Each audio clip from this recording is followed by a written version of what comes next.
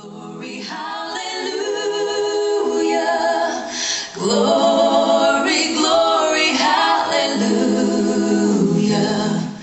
Glory, glory, hallelujah. His truth is marching on.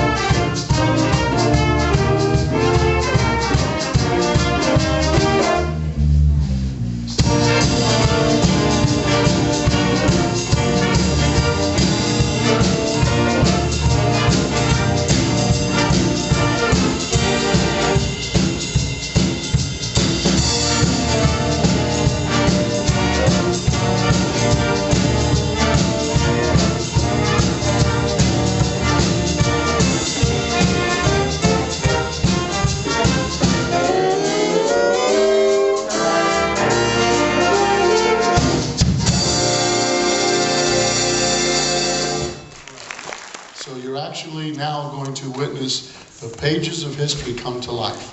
So would you please welcome the President of the United States in 1865. Now we're going back 1864. So think back, that's where you are. The President of the United States of America, Abraham Lincoln. Please give him a round of applause.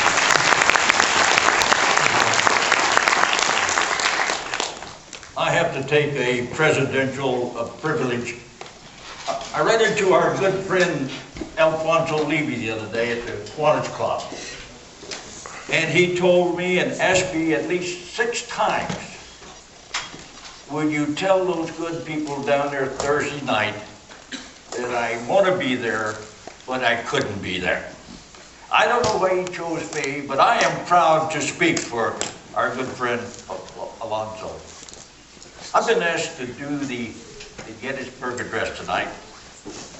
I guess I've done this speech more here in the last few days than I do all year long other places. But I'd like to just set the stage. Back in 1863, at Gettysburg, this terrible battle raged for 3 days. When the fighting ceased, there were dead laying everywhere. It became a tremendous problem for the city of Gettysburg and eventually the state of Pennsylvania to officially and dignitely bury these people. And they decided that they would establish a national cemetery. All of the states from the northern section cooperated in this venture. And on November the 19th of '63, they had a dedication ceremony for this cemetery. They planned it very well. They sought out the greatest orator that was absolutely impossible in the United States to make the dedication speech, and that was Edward Everett from Massachusetts. He needed more time to prepare, so they postponed it to the 19th of November. About 2 weeks before this time, I was approached in the White House and asked if I would come to Gettysburg and utter a few appropriate remarks. I think it was a last-minute forethought. They had failed to think someone's mind you should have invited the president. And in spite of that backdoor invitation, as I termed it, I accepted it because I had something to say, something I wanted to say to this nation. Now, there's a lot of misconception of that. I have heard stories that at the last minute I wrote the speech out on an envelope on the train headed to Gettysburg. Other stories that I found a wrapper for a carton and wrote it out. But let me set the story straight. Of course, as president, I was very busy with the affairs of the government. Had very little time to prepare, but all 3 moments, I would get a thought, write it on a slip of paper, and as habit, I would slip it in my cap where I knew it would be. It's time to go to Gettysburg. On the train, it was for a festive occasion. I couldn't have written that speech on that train if I wanted to. But I had the major part of it written out, and I was satisfied with that. But I couldn't quite appreciate the way that I was ending it. And I was giving it much concern. And that night, I stayed up to midnight, still working on it. Passed it by a few of the secretaries. The next morning, I rode the horse out to the stage. Edward Everett was there on the stage. He delivered an address that was perfect in all ways. He enunciated, he articulated, he pronounced, he did everything perfect and made a beautiful speech. It lasted almost 2 hours. I sat there on the stage and I was waiting for him to finish, and I knew that I would stand up after him. I was introduced. I stood there. I looked out over that vast crowd that had come to, I think a lot of them out of curiosity, is to see what this president was about. So, fourscore and a new nation,